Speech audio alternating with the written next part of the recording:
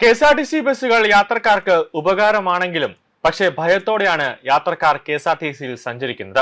കാരണം ബസിന്റെ സീറ്റിന്റെ പ്രശ്നം, ബസിന്റെ കാലപ്പഴക്കം ഇതെല്ലാം ഒരു മുഖ്യ വിഷയമാണ്.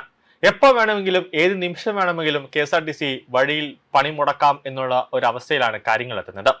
കഴിഞ്ഞ മാസം അതായത് ജൂൺ 28-നാണ് ആലപ്പുഴയിൽ ഓടിക്കൊണ്ടിരുന്ന കെ.എസ്.ആർ.ടി.സി ബസിന്റെ ടയർ ഊരിത്തെറിച്ചത്. അതിൽ എന്തോ ഒരു ഭാഗ്യം കൊണ്ട് യാത്രക്കാർക്ക് നിസ്സാരമായി പരിക്കേറ്റു. പക്ഷെ ജീവനൊന്നും നഷ്ടപ്പെട്ടില്ല, എന്തോ ഭാഗ്യം കൊണ്ട്.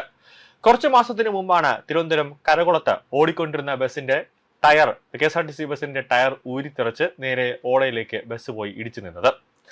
നിലവിൽ കാലപ്പഴക്കം ചെന്നതും കാര്യക്ഷമത ഇല്ലാത്തതുമായ ബസ്സുകൾ പ്രിയദർശിനി സൗജന്യ യാത്രക്കാർക്ക് ഉപയോഗിക്കുന്നത് വലിയ രീതിയിലുള്ള ആശങ്ക ഉയർത്തുന്നുണ്ട്. ഓരോ ദിവസവും 400 കിലോമീറ്ററിൽ കൂടുതൽ സർവീസ് നടത്തുന്ന കെ.എസ്.ആർ.ടി.സി ബസ്സുകൾ 10 വർഷം കഴിയുമ്പോഴോ 10 ലക്ഷം കിലോമീറ്റർ സർവീസ് നടത്തുകയോ ചെയ്താൽ സ്ക്രാപ്പ് ചെയ്യണമെന്നാണ് ചട്ടം. എന്നാൽ കേരളത്തിൽ നിലവിൽ സർവീസ് നടത്തുന്ന 3000-ഓളം ഓർഡിനറി ബസ്സുകൾ 15 മുതൽ 18 വർഷം വരെ കാലപ്പഴക്കം ചെന്നതാണ്. കേന്ദ്ര നിയമപ്രകാരം 15 വർഷമാണ് ബസിന്റെ കാലാവധി. കേരളത്തിൽ 15 വർഷം കഴിഞ്ഞ ബസ്സുകൾക്ക് RTO രജിസ്ട്രേഷൻ പുതുക്കി നൽകുകയാണ് പതിവ്. പ്രിയദർശിനി സൗജന്യ യാത്രാ സംവിധാനം വന്നതോടുകൂടി കെ.എസ്.ആർ.ടി.സി ബസ്സിൽ നിയമവിരുദ്ധമായി അമിതമായി യാത്രക്കാരെ കുത്തി നിറച്ചാണ് പോകുന്നത്. ഇത് വലിയ രീതിയിലുള്ള അപകടം സൃഷ്ടിക്കാൻ ഒരു സാധ്യതയുണ്ട്.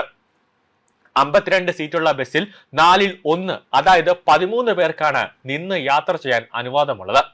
എന്നാൽ ഇപ്പോൾ സൗജന്യ യാത്രയ്ക്കായി അനുവദിച്ച ബസ്സിൽ 110-ഉം അതിൽ കൂടുതലും യാത്രക്കാരെ തിരികെ കയറ്റിയാണ് കെ.എസ്.ആർ.ടി.സി സർവീസ് നടത്തുന്നത്. അതായത് നമുക്ക് തന്നെ റോഡിലോട്ട് ഇറങ്ങി കഴിഞ്ഞാൽ കാണാൻ പറ്റുന്ന ഒരു സാഹചര്യമാണ്. സൗജന്യ യാത്ര എന്നുള്ള പ്രിയദർശിനിയുടെ സ്റ്റിക്കർ പതിച്ച ബസ്സുകളിൽ ഫുട്പാത്തിൽ നിന്ന് വരെ യാത്ര ചെയ്യുന്ന, അതായത് എത്രത്തോളം യാത്രക്കാരെ കുത്തി നിറയ്ക്കാൻ പറ്റുമോ അങ്ങനെയെല്ലാം കെ.എസ്.ആർ.ടി.സിയിലെ ബസ്സുകളിൽ കുത്തി നിറച്ചാണ് കൊണ്ടുപോകുന്നത്. കാലപ്പഴക്കം ചെന്നതിനാലും ഫിറ്റ്നസ് ഇല്ലാത്തത് മൂലം അത് കണ്ടം ചെയ്യേണ്ടതുമായ വാഹനങ്ങളിൽ ജനങ്ങളെ കുത്തി നിറച്ച് സർവീസ് നടത്തുന്നത് വലിയ രീതിയിലുള്ള അപകടമാണ് കെ.എസ്.ആർ.ടി.സി വിളിച്ചു വരുത്തുന്നതെന്നാണ് ഈ മേഖലയിലെ വിദഗ്ധരുടെ അഭിപ്രായം. 2 ദിവസത്തിന് മുമ്പെയാണ് സാറ്റലൈറ്റ് മാധ്യമങ്ങളടക്കം ഓൺലൈൻ മാധ്യമങ്ങളടക്കം റിപ്പോർട്ട് ചെയ്തത്. കോഴിക്കോട് ഒരു ബസ്സിൽ യാത്ര ചെയ്ത ഒരു വിദ്യാർത്ഥിനി, പ്രിയദർശിനി ബസ്സിൽ യാത്ര ചെയ്ത വിദ്യാർത്ഥിനി ബസ്സിൽ നിന്ന് തെറിച്ചു വീണ് ആ കുട്ടിക്ക് കൈക്കും കാലിനും പരിക്കേറ്റു. ആ കുട്ടിയുടെ കൈ ഒടിഞ്ഞ വാർത്ത 2 ദിവസത്തിന് മുമ്പാണ് മാധ്യമങ്ങളടക്കം റിപ്പോർട്ട് ചെയ്തത്. ഇത്തരത്തിലുള്ള 2000-ഓളം ബസ്സുകൾ പ്രിയദർശിനി സർവീസുകൾക്ക് ഉപയോഗിക്കുന്നതായി കണക്കാക്കുന്നുണ്ട്. അമിതമായി യാത്രക്കാർ കയറുന്നതിനാൽ കൃത്യമായി ടിക്കറ്റ് കൊടുക്കാൻ കഴിയുന്നില്ല എന്നാണ് ജീവനക്കാർ പറയുന്നത്. സൗജന്യ യാത്ര ആയതിനാൽ ടിക്കറ്റ് എടുക്കാൻ പല യാത്രക്കാരും തയ്യാറാകുന്നില്ല. ചെക്കിംഗ് നടത്തുമ്പോൾ ഇത്തരക്കാരെ പിടികൂടിയാൽ ജീവനക്കാരുടെ പിഴവായി കണ്ട് മാനേജ്മെന്റ് കണ്ടക്ടറിൽ നിന്നും ഫൈൻ ഈടാക്കുകയാണ് പതിവ്. ഇതുമൂലം 3000 രൂപയും അതോടൊപ്പം തന്നെ 4000 രൂപയും അടുപ്പിച്ച് ഫൈൻ ഇനത്തിൽ നിരവധി ജീവനക്കാർക്ക് അടക്കേണ്ടി വരുന്നു. ഇത് ജീവനക്കാരുടെ പ്രതിഷേധത്തിന് ഒരു വലിയ കാരണമായി മാറുന്നുണ്ട്. ആവശ്യത്തിന് ടയർ ഇല്ലാത്തതും സ്പെയർ പാർട്സ് ഇല്ലാത്തതും ഓയിലും ഇല്ലാത്തതുമെല്ലാം സർവീസുകളെ വലിയ രീതിയിൽ ബാധിക്കുന്നുണ്ട്. സൗജന്യ യാത്ര പ്രഖ്യാപിച്ചതിനെ തുടർന്ന് പ്രിയദർശിനി സർവീസുകളിൽ വൻ തിരക്കാണ് ഇപ്പോൾ അനുഭവപ്പെടുന്നത്.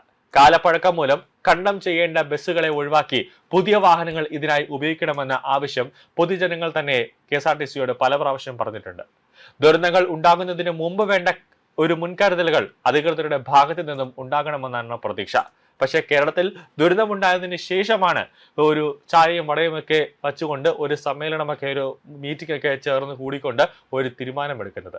ആ ദുരന്തമുണ്ടാകുന്നതിന് മുന്നേ ഒരു തീരുമാനമെടുത്താൽ നമുക്ക് ഒരു ദുരന്തമുണ്ടാകാതെ നമുക്ക് യാത്രക്കാരുടെ ജീവൻ രക്ഷിക്കാൻ പറ്റുമെന്നാണ് പൊതുജനങ്ങൾ കെ.എസ്.ആർ.ടി.സിയോട് പറയുന്നത്.